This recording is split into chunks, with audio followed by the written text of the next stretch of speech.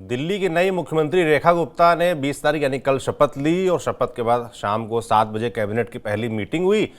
Meeting में 2,500 रुपये महिलाओं को देने का वादा जो था वो नहीं पूरा होने की वजह से पहले ही दिन आतिशी जो पूर्व मुख्यमंत्री आम आदमी पार्टी के नेता है, उन्होंने रेखा गुप्ता को घेर लिया। उन्होंने कहा पहले दिन आपने महिलाओं से किया गया वादा तोड़ दिया। तो महिलाओं पर ही पूरा चुनाव बिल्ड किया गया और महिलाओं के वादे को लेकर विपक्ष ने पहले ही दिन राजनीति शुरू कर दी है, आरोप लगाना शुरू कर दिया है। इस विषय पर बात करेंगे, इसका क्या असर होगा। 24 तारीख से सदन शुरू होने वाला है दिल्ली का, तो उसमें क्या कुछ होने वाला है। एक सीएजी की रिपोर्ट पेश होने वाली है, उसमें क्या कुछ हो सकता है। सदन क्या हंगामादार रहने वाला है, ये सब समझने का प्रयास करेंगे। हमारे साथ शिवांग माथुर जुड़ेंगे, हमारे साथी हैं। शिवांग जी, सबसे पहले तो मैं यही जानना चाहूँगा भाई कि आतिशी ने पहले दिन आरोप लगा दिया है कि वादा किया था महिलाओं को 2,500 रुपये देने का, पहली कैबिनेट में पास होने की बात थी, नहीं हुआ। इसको लेकर क्या चर्चा चल रही है दिल्ली के लोगों में और राजनीतिक गलियारों में? देखिए सौरभ, अभी जो पिछले 2 से 3 दिन जो हुए हैं, शपथ ग्रहण समारोह हुआ, उसके बाद जिस तरीके से कैबिनेट की बैठक बुलाई गई और इनिशियली जो फैसले लिए गए हैं उसमें जैसा आप जानते हैं 2 चीजें प्रमुख तौर पे देखी जा रही हैं। पहला तो यमुना की सफाई, जिसका कार्य शुरू हुआ, उसकी तस्वीरों को हमने देखा। उसके बाद कल मुख्यमंत्री अपने कैबिनेट के साथ वसुदेव घाट पे भी गई, जहां उन्होंने यमुना की आरती करी। तो एक संदेश तो दिल्ली सरकार जो है नई, अब वो स्पष्ट देना चाह रही है कि वो यमुना को लेकर सीरियस है और यमुना की सफाई वो करवा के ही मानेंगे, जिसको लेके उन्होंने बड़ा प्रमुख मुद्दा बनाया दिल्ली के विधानसभा चुनाव में और आम आदमी पार्टी को घेरा। और दूसरा जो बड़ा विषय था वो ये कि क्योंकि केंद्र की बहुत बड़ी नीति और जो पॉलिसी है आयुष्मान भारत को लेके, स्वास्थ्य की जो योजना है भारत सरकार की, जी। वो आम आदमी पार्टी ने दिल्ली में लागू नहीं की थी। तो उसको जो है आनंद फानंद में दिल्ली के अंदर कैबिनेट की मीटिंग बुला के उसको लागू किया गया और वो आने वाले दिनों में दिल्ली में दिखेगी। तीसरी बड़ी चीज जो है वो ये है कि एक रोडों का, जो दिल्ली की सड़क है उसका रखरखाव, जो आम दिल्ली वासी है उसकी शिकायत है कि आम आदमी पार्टी के कार्यकाल में सड़कों का जो निर्माण कार्य है वो ठीक से नहीं हुआ, या जो रिपेयर का कार्य है वो ठीक से नहीं हुआ। चौथी चीज है जल भराव, जो बारिश में हमने देखा, जो राजेंद्र नगर में घटना हुई, उसको भी एक बड़ा मुद्दा बनाया गया चुनाव कैंपेनिंग के अंदर। जी। तो इस तरह की से जो कोशिश की जा रही है, बीजेपी की जो गवर्नमेंट नई दिल्ली में आई है, रेखा गुप्ता जो मुख्यमंत्री बनी है, वो ये कोशिश की जा रही है कि जितनी चीजें मोटे तौर पे की जा सकती हैं जल्द से जल्द, उनको तुरंत प्रभाव में लाया जाए। अब जो आपने शुरुआत में विषय उठाया वो बड़ा जरूरी है, जिस बारे में कहा गया कि महिला सम्मान निधि जो दी जाएगी 2,500 रुपए की। आम आदमी पार्टी ने कहा था वो सत्ता में आए और सत्ता पे काबिज हुए तो वो 2,100 रुपए देंगे, लेकिन बीजेपी ने उस पर कहा कि हम 2,500 रुपए देंगे। उसके ऊपर जब आज भी और कल भी जब पत्रकारों ने रेखा गुप्ता से सवाल किया तो आपने देखा होगा उन्होंने बड़े स्पष्ट तौर पे कहा कि सरकार हमारी है, मैं मुख्यमंत्री हूं, हम तय करेंगे कब क्या करना है। तो इससे कहीं ना कहीं ये स्पष्ट होता है कि ये बहुत जल्दी हो जाएगा या आजकल में हो जाएगा, ऐसा नहीं होता दिखता। सरकार करेगी जरूर, लेकिन वो कब करेगी वो उसके लिए अभी वक्त है। क्योंकि मुझे लगता है कि अभी केवल एक ही कैबिनेट की मीटिंग हुई है। आज जैसे जब हम और आप बात कर रहे हैं तो दिल्ली सचिवालय के अंदर इस वक्त जल बोर्ड और पीडब्ल्यूडी के अधिकारी, जो बड़े अधिकारी हैं, वरिष्ठ अधिकारी हैं, उनकी एक बैठक चल रही है और जल बोर्ड से भी बातचीत की जा रही है ताकि लोगों तक साफ पानी पहुंचाया जा सके, और खासतौर पे जो अनधिकृत कॉलोनी है वहां पे। और इसके अलावा जो पीडब्ल्यूडी के लोग हैं उनको बुलाया गया है। दिल्ली की सड़कों पे बात होगी, इंफ्रास्ट्रक्चर पे बात होगी, और जिस जिस बड़े विषय को मुद्दा बनाया गया था, जैसे शीश महल कहा गया अरविंद केजरीवाल के मकान को, जी। उसमें भी कहीं ना कहीं पीडब्ल्यूडी के जो अधिकारी हैं वो मुझे लगता है कि आने वाले वक्त में कहीं ना कहीं नपेंगे।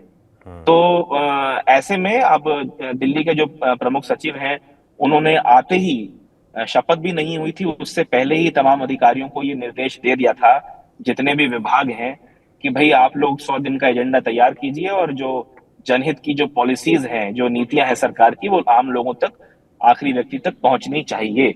इसके अलावा आज एक बड़ा घटनाक्रम सुबह तब भी हमने देखा जब सरकार ने आम आदमी पार्टी के जितने पुराने एपीएस और पीएस और पीए थे, जी। जी। उनको वापस, जो खास तौर पे जो डेपुटेशन पे लगे हुए थे दूसरे विभागों में, उनको जो है वो अपने अपने विभागों में लौटने का आदेश दिया। आज सचिवालय में हम थे तो हमने देखा कि बड़ी खलबली का माहौल था और वो सब चीजें अब शुरू हो चुकी हैं।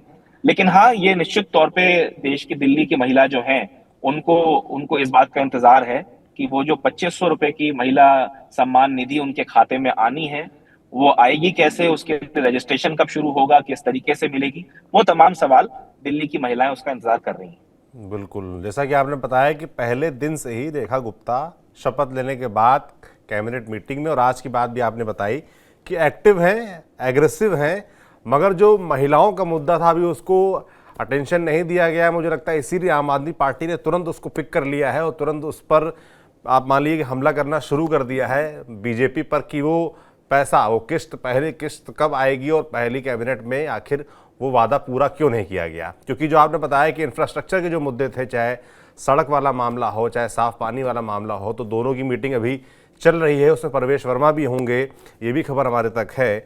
तो उसको लेकर वो एक्टिव है और उसका मैसेज जाएगा। पर जो छूट रहा है उस पर, जैसा कि कहा गया था आम आदमी पार्टी की तरफ से कि वो विपक्ष की भूमिका निभाएंगे, सकारात्मक तौर पे निभाएंगे और दिल्ली के लोगों के मुद्दे उठाते रहेंगे। तो पहले दिन उन्होंने मुद्दा भी उठा दिया है और इसको लेकर घेरना शुरू भी कर दिया है। एक खबर ये भी है कि 24 तारीख से सदन होगा। जाहिर सी बात है कि उसमें सभी जो नए विधायक हैं, और मुझे लगता है कि स्पीकर का चुनाव होगा, डिप्टी स्पीकर का चुनाव होगा, ये सब प्रक्रिया मुझे लगता है अपनाई जाएगी। एक चर्चा ये भी है कि सीएजी रिपोर्ट भी आनी है। सीएजी रिपोर्ट के बारे में क्या कुछ चल रहा है, उसमें क्या कुछ जानकारी आप तक आ रही है, क्या कुछ होने वाला है उसके अंदर?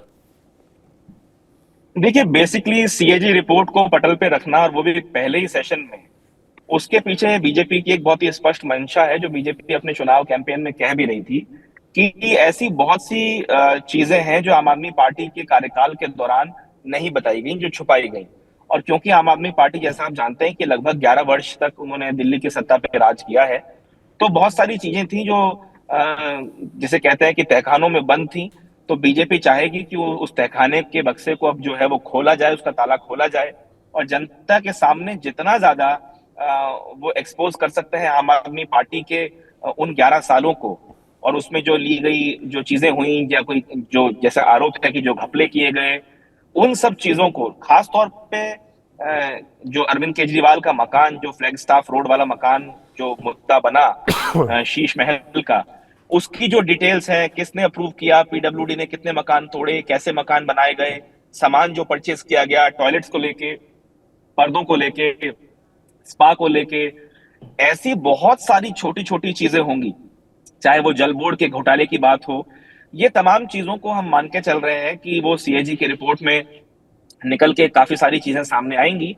और सीएजी की रिपोर्ट को विधानसभा के पटल पे रखना, और जो 3 दिन का सत्र बुलाया गया है, वो दर्शाता है कि कहीं ना कहीं बीजेपी अभी भी अपने कैंपेन मोड से बहुत ज्यादा बाहर नहीं आ रही, बल्कि वो चुनाव जीतने के बाद भी आम आदमी पार्टी पर हमलावर रहेगी। जैसा बीजेपी का तेवर हम लोग हमेशा देखते हैं कि सरकार में आने के बाद भी वो एक तरफ गवर्नेंस तो करते ही हैं, लेकिन साथ साथ जो ऑर्गेनाइजेशन के तौर पे बीजेपी करती है, वो हमेशा एग्रेसिव रहती है अपने विपक्षियों के प्रति। बिल्कुल, आप कह रहे हैं कि एग्रेशन दिखता रहेगा, जो चुनाव के दरमियान दिखा है वो जारी भी रहेगा। और मुझे लगता है कि जो आप बता रहे थे कि जो मुद्दे एड्रेस किए भी जा रहे हैं, वो वही लगभग मुद्दे हैं जो बीजेपी लगातार उठा रही थी कि पूरे दिल्ली में टूटी सड़कें हैं, इंफ्रास्ट्रक्चर पे काम नहीं हुआ है, यमुना सफाई की बात लगातार हो रही थी, तो उस पर हमको दिख रहा है कि मशीनें यमुना में सफाई करती नजर आ रही हैं। वो सफाई कितनी कारगर है और लॉन्ग टर्म में कितना उसका असर होगा, ये देखने वाला होगा।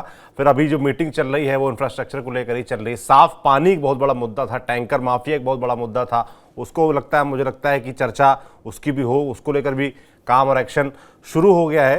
तो एक लाइन तो दिख रही है। मैं जानना चाहता हूं कि कुछ और प्लान बन रहे हैं क्या, इसके अलावा किन चीज़ों पे फोकस रहने वाला है आने वाली कैबिनेट में, आने वाले वक्त में बीजेपी का जो प्रायोरिटी है वो क्या रहेगी?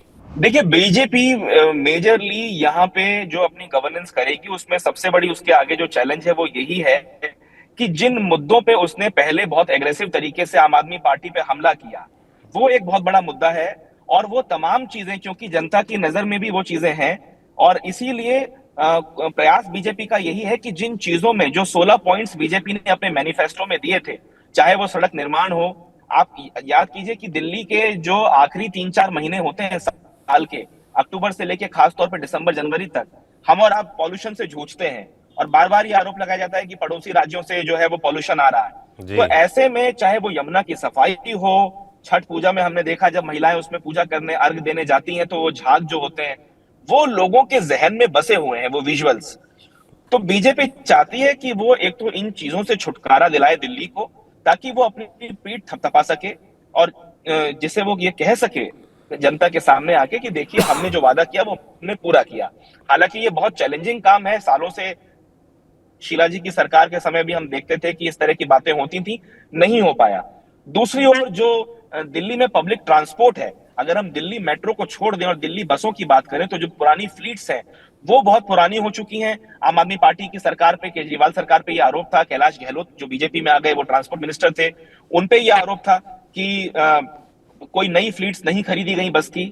तो इन सब चीजों को लेके जो है वो अब चर्चाएं होंगी, उस पर काम किया जाएगा और कोशिश सरकार की यही है कि वो कहीं ना कहीं पार्टी विद डिफरेंस नजर आए दिल्ली के अंदर।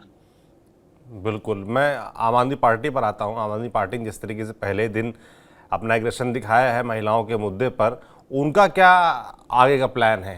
क्या वो इसी तरीके से एग्रेसिव रहने वाले हैं हर मुद्दे पर?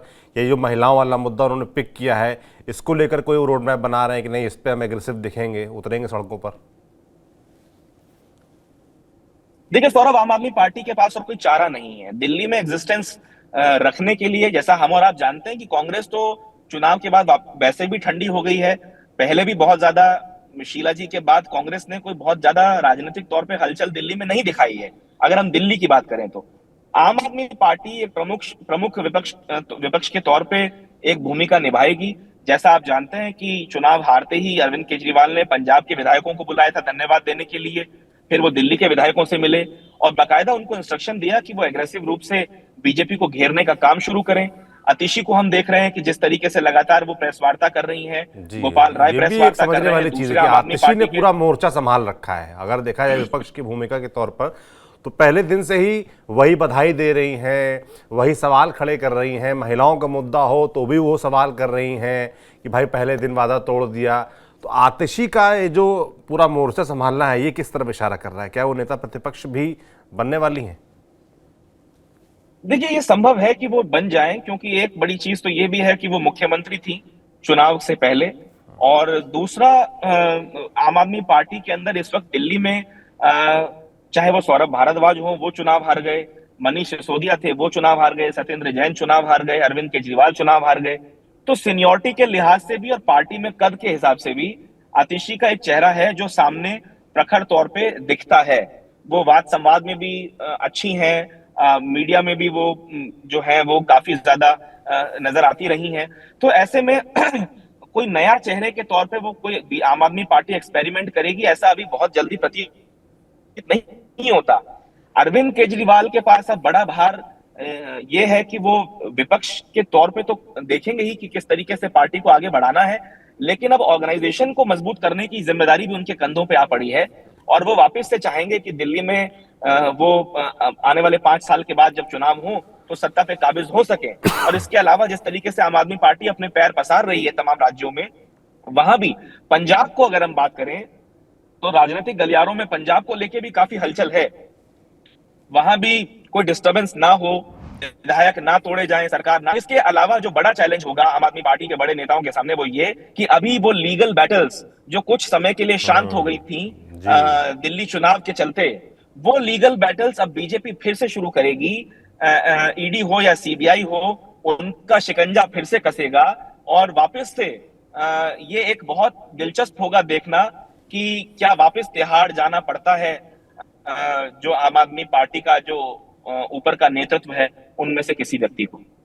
बिल्कुल। तो कुल मिलाकर आने वाला वक्त दिल्ली की राजनीति में, जैसा चुनाव के दरमियान हमने देखा कि हंगामेदार रहा, इंटरेस्टिंग रहा, वैसे ही मुझे लगता है कि आने वाला वक्त भी रहने वाला है कि बीजेपी 27 साल बाद सत्ता में लौटी है, वो भी तमाम अपेक्षाओं और तमाम किए गए वादों के साथ। और एक तरफ आम आदमी पार्टी है जो 10 साल से राज कर रही थी और तमाम उन्होंने वादे किए नहीं किए, उसको लेकर जनता ने फैसला सुनाया। तो वो विपक्ष की भूमिका कैसे निभाते हैं, तो पहले ही दिन एक छोटा सा एग्जाम्पल तो हम लोग को देखने को मिल गया। मुझे लगता है आने वाले वक्त में ऐसे और उदाहरण देखने को मिलते रहेंगे। शिवांग, आप हमारे साथ जुड़े, बहुत बहुत धन्यवाद आपका। लगातार दिल्ली से और जो ऐसे अपडेट्स आते रहेंगे आपसे हम लेते रहेंगे। बाकी कुल मिलाकर एक बात तो क्लियर है कि दिल्ली में आने वाले वक्त में जब सदन चलेगा, 3 दिन का भी 24 तारीख शुरू हो रहा है, तो वहाँ पर भी चीज़ें होंगी, हंगामा होगा, सीएजी की जो रिपोर्ट है उसमें क्या होगा ये देखने वाला होगा। किस तरीके से बीजेपी शुरुआत से एग्रेसिव है, तमाम जो मुद्दे उसने उठाए थे, चाहे सड़क का हो, बिजली का हो, पानी का हो, उसको लेकर मीटिंगों का दौर शुरू हो गया है। यमुना की सफाई के प्रयास शुरू हो गए हैं, वो कितना फलदायी होंगे, कितना कारगर होंगे, ये तो आने वाले वक्त में होगा। बाकी आम आदमी पार्टी है, उसने भी अपना काम, विपक्ष की भूमिका निभाना शुरू कर दिया है और सवाल खड़े करना शुरू कर दिया है। आपका क्या सोचना है, जो पहले दिन की परफॉर्मेंस है बीजेपी सरकार की और जो पहले दिन आम आदमी पार्टी ने घेरा, उसके बारे में हमें कमेंट बॉक्स में लिखकर ज़रूर बताएं। बाकी दिल्ली में जो भी ऐसी घटनाएं, घटनाक्रम, राजनीतिक चर्चाएं होती रहेंगी, आप तक यूं ही हम पहुंचाते रहेंगे। आप देखते रहिए TV9 डिजिटल। शुक्रिया।